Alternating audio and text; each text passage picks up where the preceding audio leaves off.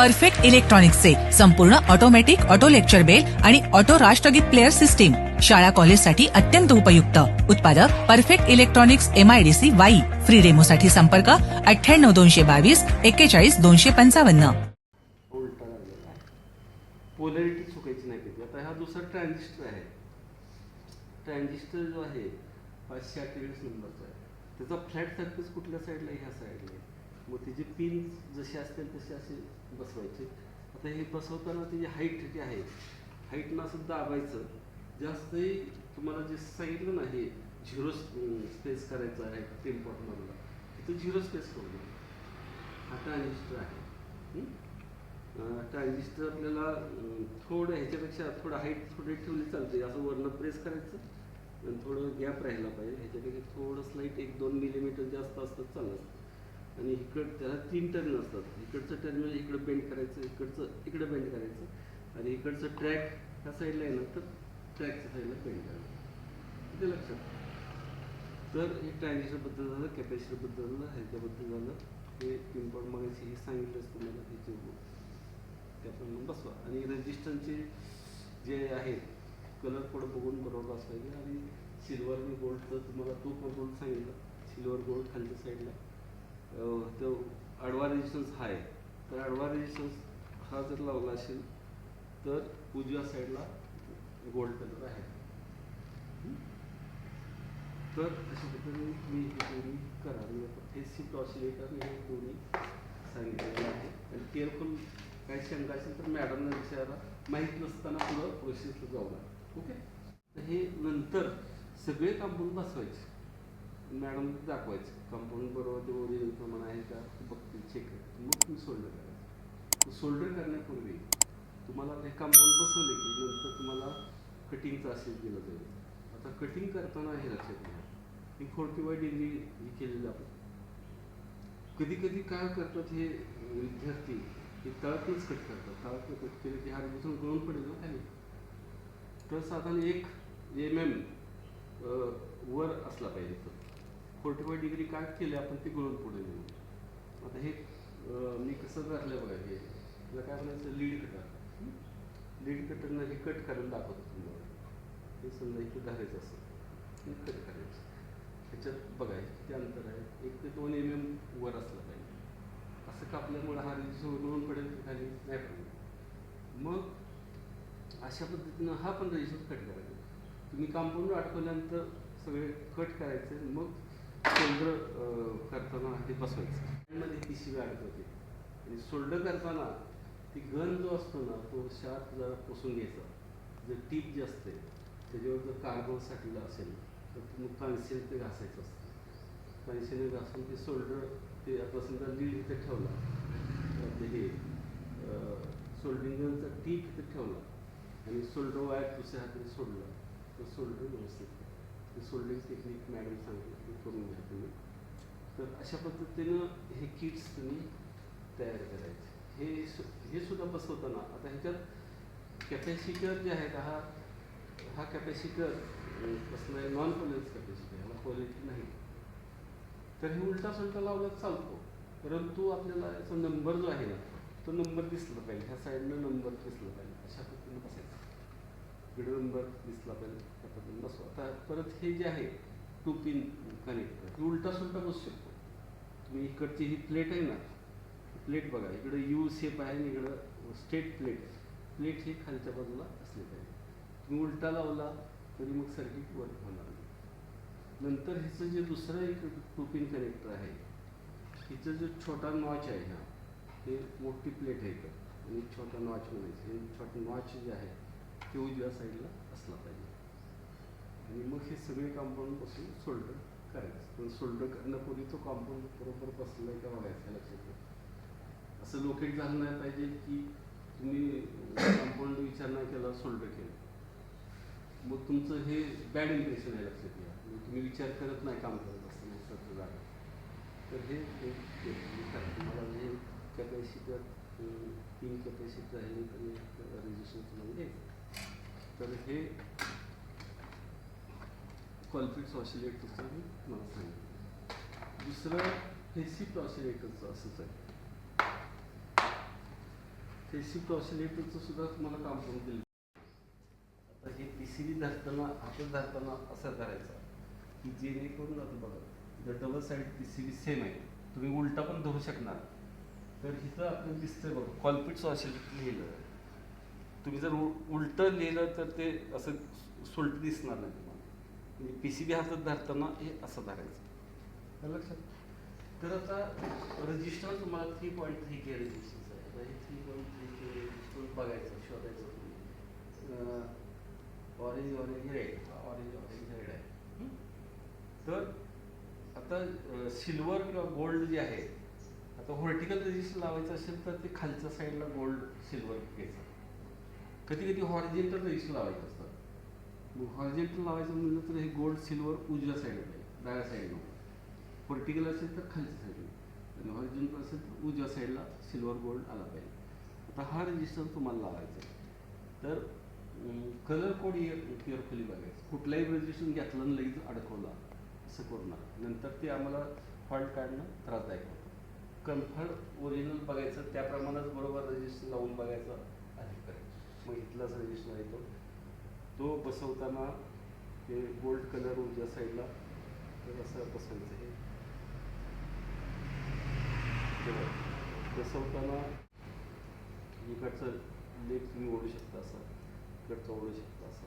नंतर तुम्ही काय करायचं, हे एका बोटाने असं प्रेस करायचं आणि हे 45 डिग्री असं ओढायचं. एकदम खाली हे करायचं, 45 डिग्री ठेवायचा अँगल असं. मग अशा टाईपनं तुम्ही रजिस्टर सगळे बसवू शकता ना. आणि मग सगळे रजिस्टर बसवल्यानंतर तुम्हाला ते कट करायचे. तुम्हाला आता हे रजिस्टर्स अगोदर बसवून घ्या. नंतर हे कॅपॅसिटर तुम्हाला द्यायचं राहील. जे कंपाऊंड तुम्हाला दिसते ते बसवून घ्या. हे जे आहे कंपोनंट हे दोन, ते कसे बसवायचे ते मॅडम तुम्हाला सांगतो. ते अगोदरच बसवून घेता येणार ना. रजिस्टर्स कसे आता आपण अगोदर बसवले तसे हे दोन कंपोनंट जे आहेत ना ते अडकून ते एक सोल्डर करावं लागतो. ते सोल्डर जरा वेगळ्या पद्धतीने करायचं असतं, ते मॅडम तुम्हाला दाखवते. तर असं बसवल्यानंतर हे रजिस्टर सगळे बसवून घ्या. हे पण बसवू शकता तुम्ही.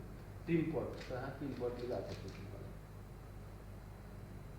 टिम्पॉट जे आहे ह्याचं जे तुम्हाला लोकेशन लक्षात येईल ते 3 टर्मिनल आहेत ना, हे जर तुम्ही केअरफुली बघितलं आहे त्यातलं 2 टर्मिनलमधलं डिस्टन्स जास्त असतं आणि त्याच्यातलं हा टर्मिनल त्याचं डिस्टन्स कमी असतं. म्हणजे बघितल्यानंतर तुम्हाला लक्षात येईल. मग ते फिरवून कसं बसवायचं तुम्ही ठरवायचं ते. आणि बसवताना दाबायचं नाही, जस्ट बसवलं की लगेच पटकन बसते. त्याचं जे होल आहे ते बरोबर त्याचं किरण वाकडे झाले असेल तर सरळ करायच्या बसलं. आणि हे पूर्ण गॅप 0 झाला तर खालचा, बरोबर तरच बसलं म्हणायचं. तुम्ही जर पिना इकडची इकडे पिन घेतली तर हे बसणार नाही. हे प्रेस करायचं असतं.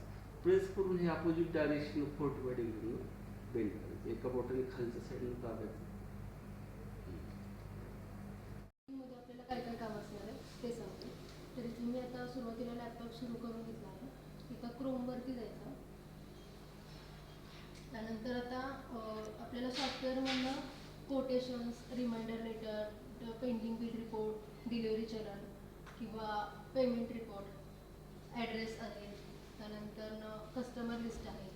तर असे वेगवेगळे रिपोर्ट्स आपल्याला काढायचे असतात. तर आता इथे साईट ओपन करते मी, portal.perfect. तर साईट ओपन केल्यानंतर सुरुवातीला आपल्याला पासवर्ड आणि युजर नेम टाकायचा. इथे user I D RVD, password RVD 06. आता ही ऑन केलं. आता जी मेन स्क्रीन आहे सॉफ्टवेअर ओपन केल्यानंतर ती अशा स्वरूपाची आहे. आता इथे सुरुवातीला आपल्याला डेटा एंट्री नावाचा ऑप्शन आहे, त्यानंतर प्रिंट आहे, SMS आहे आणि कंट्रोल पॅनल आहे. त्या डेटा एंट्री ऑप्शनमध्ये 3 ऑप्शन्स आहेत, address entry, installation entry, payment entry. तर ॲड्रेस एंट्रीमध्ये जायचं, लास्ट ऑप्शन सिलेक्ट करायचा. त्यानंतर इथं क्लिअर टू ॲड, म्हणजे आता आपल्याला नवीन एंट्री करण्यासाठी जो पूर्वीचा ॲड्रेस आहे तो क्लिअर करून घ्यायचा. आता मी क्लिअर करून घेतलं. आता मला एक कोटेशन काढायचं आहे. तर त्यामध्ये YC कॉलेज कराड आहे. तर मी ॲड्रेस इथे टाईप करतो. एमआयसी कॉलेज इथे मी कंप्लीट होते. यशवंतराव चव्हाण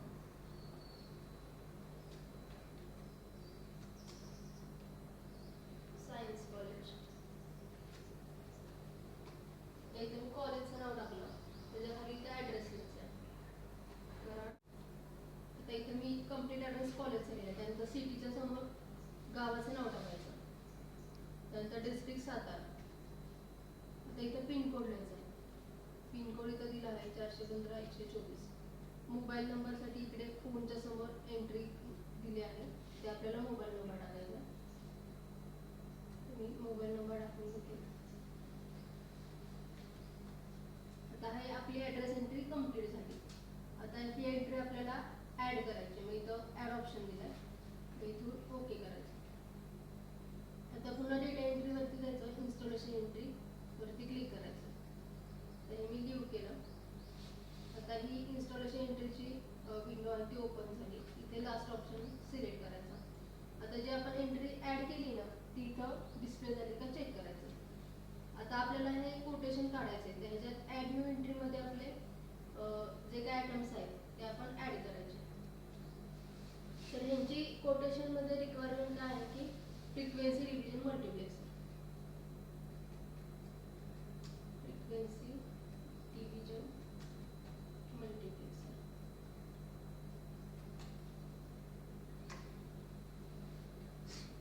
आणि त्याची कॉस्ट जी आहे ती इथं रुपीजमध्ये लिहायची आहे. त्याची कॉस्ट 10,900. आता ही एंट्री मला ॲड करायची म्हणून मी इथं ॲड ऑप्शनवरती क्लिक केलं. त्यानंतर आता आपल्याला असे सब एंट्रीज जे आहेत ते या फॉर्मॅटमध्येच ॲड करायचे असतात. ॲड न्यू एंट्री बनायची. त्याचं टायटल लिहायचं. इथं रुपीजमध्ये त्याची अमाऊंट लिहायची. आता तुम्ही इथं नेक्स्ट बघा की खाली प्रोडक्ट टाईप केले. प्रोडक्ट टाईपमध्ये automatic lecture base system experimental board राष्ट्रगीत प्लेयर एनी अदर. तर हे जे आहे आता जो आपण ॲटम दिला तो एक्सपेरिमेंटल बोर्ड्समध्ये येतो. आता त्यांचं डिपार्टमेंट कोणतं आहे इलेक्ट्रॉनिक्स. मी इथं इलेक्ट्रॉनिक्स टाईप करायचं. आणि इन्स्टॉलेशन डेट आजची किती आहे. आजची डेट 10 तारीख आहे. तर मी इथं 10 तारीख सिलेक्ट केली. तुम्हाला जर सरांचं नाव माहिती असेल तर तुम्ही इथं कॉलिंग पर्सन म्हणून टाईप करू शकता. आता ही इन्स्टॉलेशन एंट्री कंप्लीट झाली आहे. तर इथं लास्टला अपडेट नावाचा ऑप्शन आहे त्याच्यावरती क्लिक करायचं. ओके म्हणजे आता आपल्याला हे आपण जे कोटेशन काढलं त्याच्यात आपल्याला प्रिंट घ्यायची आहे.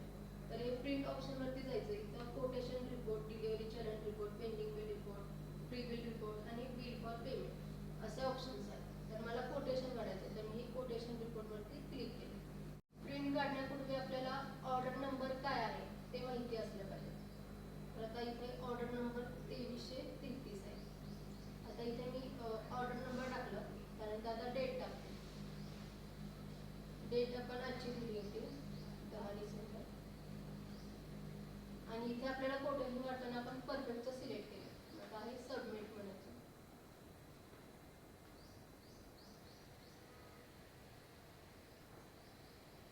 आणि मग इथे आता आपण कोटेशन आपलं रेडी आहे. आले लक्षात. AC ऑसिलेटरला हे जी कॅपॅसिटी आहे ना हे 0.1 मायक्रोफॅरेड आहे. तर त्याची जे लेबलिंग लिहिलं आहे ना 104 त्याचं कोड असतो. 104 ह्या साईडनं आपल्याला दिसलं पाहिजे 104. तर ते बघायचं ते बरोबर 104 ह्या साईडला. आणि ते कधी कधी विद्यार्थी काय करतो 60 पदार्थ खाल्लं लगेच बेंड खातो. तर इथं गॅपसुद्धा राहिलेला असतो. तर तुम्ही हा कॅपॅसिटी पूर्ण दाबायचा खाली आणि मग बेंड करायचं खाली. जसं ओरिजिनल दिसतंय ना तसं तयार झालं पाहिजे. आता इथं 2.2 के रेजिस्टन्स आहेत. इक्वल आहे तिन्ही. तर ते बघायचं रेजिस्टन्स त्याप्रमाणे आहे का बरोबर. आता तुम्हाला हा जो टिनपॉट दिलेला आहे हे सगळं पूर्ण PCB झाल्यानंतर आपण ते कट करून ते टिनपॉट नंतर फायनल स्टेजला बसवणार आहे. ह्याला दुसरं लक्षात घे इलेक्ट्रोलायटिक कॅपॅसिटर 3 आहे. इलेक्ट्रोलायटिक कॅपॅसिटीला पॉझिटिव्ह निगेटिव्ह असतं माहिती आहे का तुम्हाला. तर इथं जे आता हे जे निगेटिव्हचं जे आहे ना दिलेलं असतं निगेटिव्ह कुठल्या साईडला तर ह्या साईडला इकडल्या बाजूला एक लीड आहे, इकडल्या बाजूला एक लीड आहे. तर निगेटिव्ह इथं व्होल्टेज हाय असते, पॉझिटिव्ह टर्मिनल इकडं जोडलेला आहे, निगेटिव्ह बरोबर आहे. आणि इथला मात्र एक चुकलेला आहे. तुम्हाला असेंब्लिंगचे किट आपले जे असतात, तुम्हाला एक्सपेरिमेंटल बोर्ड्स असतात. आता सोल्डरिंग तुम्हाला करायचं तर त्याला सोल्डरिंग टेक्निक तुम्हाला मॅडम सांगते.